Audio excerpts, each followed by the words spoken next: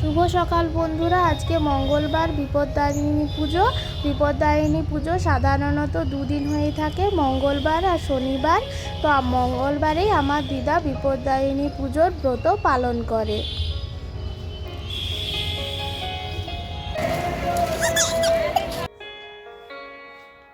এখন আমরা সবাই মন্দিরের দিকে যাচ্ছি। আমি, আয়ুষ, মামিমা আর মা, আমরা চারজন মন্দিরের দিকে যাচ্ছি। আমার দিদা আগেই মন্দিরে পৌঁছে গেছে।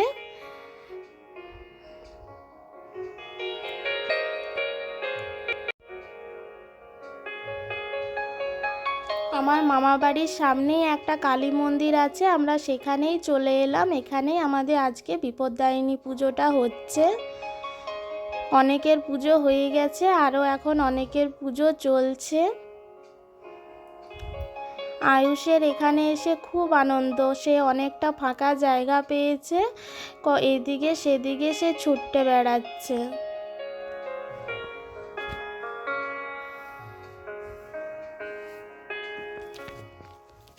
তোমরা জানো বন্ধুরা, মা দুর্গার আর এক নাম হলো মা বিপদদারিণী।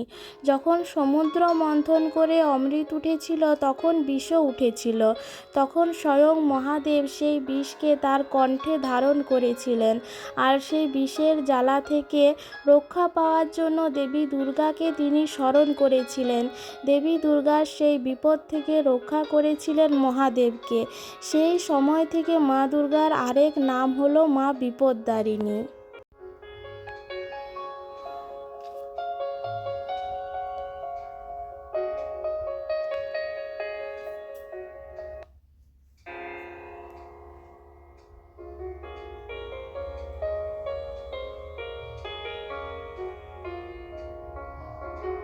এখানে পুজোর আয়োজন চলছে। এখানে মাকে প্রসন্ন করার জন্য সবাই 13 রকমের ফল, 13 রকমের মিষ্টি, 13টা পান, যা যা নিয়ম সব কিছু, ফুল ফল মিষ্টি আরও যার যার সাধ্য সব কিছু নিয়ে এসে মাকে উৎসর্গ করছেন।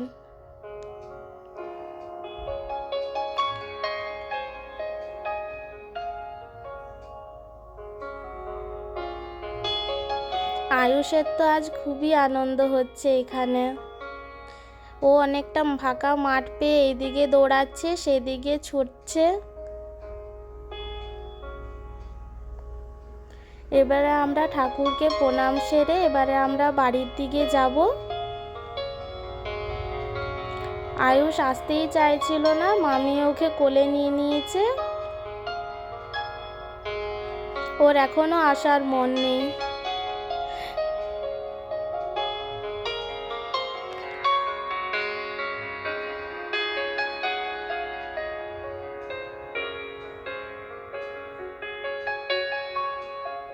এবারে আমরা বাড়ির দিকে ফিরছি।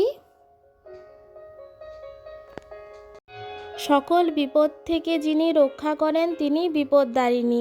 কিন্তু মা বিপদদারিণীর এই রূপ মর্ত্যলোকে প্রতিষ্ঠিত হলো কি করে, তার গল্প আজ আমি তোমাদের শোনাবো। এই গল্পটা আমাকে আমার ঠাকুমা শুনিয়েছিলেন। মা বিপদদারিণীর মর্ত্যলোকে প্রতিষ্ঠার গল্প আজ আমি তোমাদেরও শোনাবো। এখানে আস্তে আস্তে রাস্তায় মা আনারস কিনছে। আমাদের বাড়িতে শনিবার দিনে মা বিপদদারিণীর ব্রত পালন করা হয়, তাই মা আমাদের বাড়ির জন্য এখানে আনারসটা কিনে নিচ্ছে।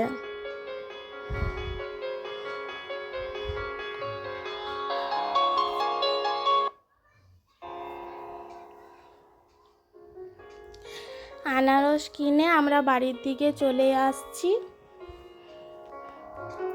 বাড়িতে এসে আমি আলু ভাজা বসিয়ে দিয়েছি, আমার আলু ভাজা হয়েও গেছে। পুজো শেষে মা আবার মন্দিরে গেছিল পুজোর প্রসাদগুলো আনতে। মা পুজো শেষ হয়ে মা বিপদদারিণীর পুজোর প্রসাদগুলো মন্দির থেকে নিয়ে এলো। এখানে দিদা আমাকে মা বিপদদারিণীর পূজা করা লাল সুতোটা বেঁধে দিচ্ছে। দূর্বা ঘাস দিয়ে সুতোটা বাঁধে, তবে আমার দূর্বা ঘাসে একটু অসুবিধে হয়, সেজন্য এখানে দিদা আমাকে শুধু সুতোটাই বাঁধলো। আর মামিমা প্রসাদ দিল, আমি প্রসাদটা খেলাম। মার আলতা পরা হয়েছিল না সকালবেলা হরবড়িতে, সেই জন্য মাকে এখন আলতা পরিয়ে দিচ্ছি। মার আলতা পরা হয়ে গেলে আমিও আলতা পরে নিলাম।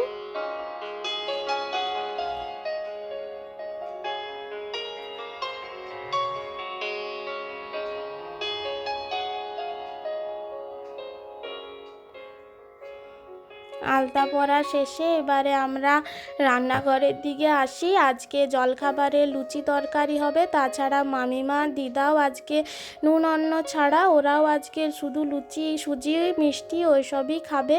মা আটা মেখে লুচিগুলো বেলতে বসলো, আমাকে বলল তুই ভেজে দে, তাই আমি লুচিগুলো একে একে ভেজে দিচ্ছি। চলো লুচি ভাজতে ভাজতে আজ তোমাদের মা বিপদ্তারিণীর মর্তলোকে প্রতিষ্ঠার গল্পটা শোনাই। বহু বছর আগে বিদর্ভ নগরে এক রাজা ও রানী বাস করতেন। রানী সত্যি খুব ভক্তিমতী ছিলেন। তিনি মা চণ্ডীর পরম ভক্ত ছিলেন। তিনি রোজ মা চণ্ডীর ভক্তির সাথে পুজো করতেন ও পুজো শেষে সবাইকে প্রসাদ বিতরণ করতেন। এইভাবে রানীর এক মুচিনির সাথে আলাপ হয় ও সেই আলাপ বন্ধুত্বে পরিণত হয়। রানী তার মুচিনি সখীকে প্রত্যেক দিন ফল ফুল মিষ্টি মিষ্টান্ন আরও অনেক কিছু উপহার দিতেন। মুচিনি খুবই গরিব ছিল, রানীকে পরিবর্তে তার দেওয়ার কিছুই ছিল না, তাই মুচিনির খুব খারাপ লাগতো। একদিন মুচিনি রানীকে বলেন, আমি আপনাকে কিছু উপহার দিতে চাই। রানী পরম আনন্দে বলে, ঠিক আছে, আমি সময় হলে ঠিক চেয়ে নেব আমার উপহার। কিছুদিন পর হঠাৎ একদিন রানী মুচিনিকে বললেন, তোমাদের বাড়িতে তো গোমাংস রান্না হয়, কেমন হয় গোমাংস, আমাকে এনে দেখাবে? মুচিনি শুনে অবাক হয়ে গিয়েছিল, কারণ রাজার ঘরে এমন মাংস ঢোকা নিষিদ্ধ ছিল। কিন্তু রানী আবদার করে চেয়ে বসেছে যে মুচিনি তার সখীকে বারণ করতে পারলেন না। মুচিনি পরের দিন রানীকে গোমাংস এনে দিল।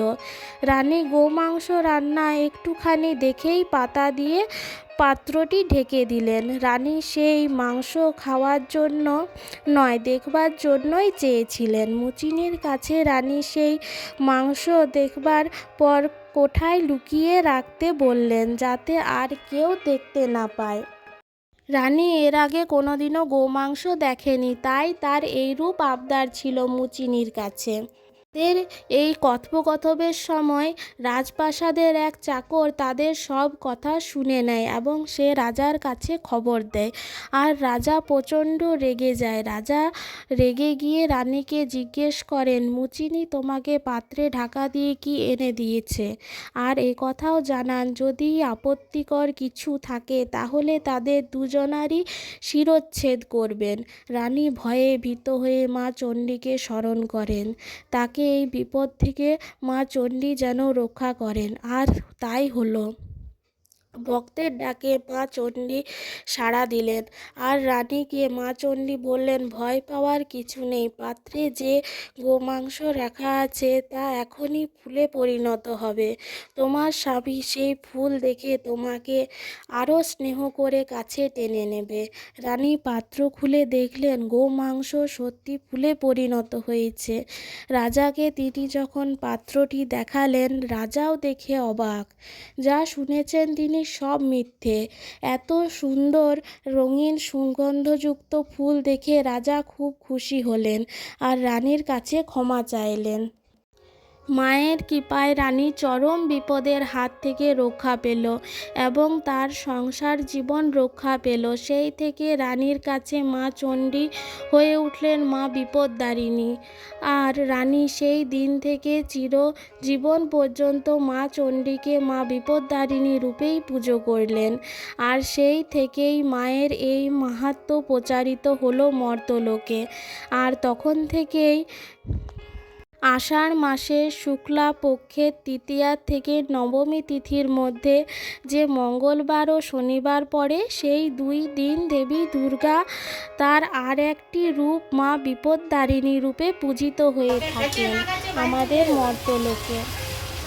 আমার ঠাকুমার শোনানো মা বিপদ্তারিণীর মর্ত্যলোকে প্রতিষ্ঠার এই গল্পটি কার কার ভালো লেগেছে আমাকে কমেন্টে জানিও। তোমাদের সাথে গল্প করতে করতে আমার লুচিগুলোও ভাজা হয়ে এসেছে। কি সুন্দর লাল লাল করে খাস্তা খাস্তা লুচিগুলো ভাজা হয়েছে।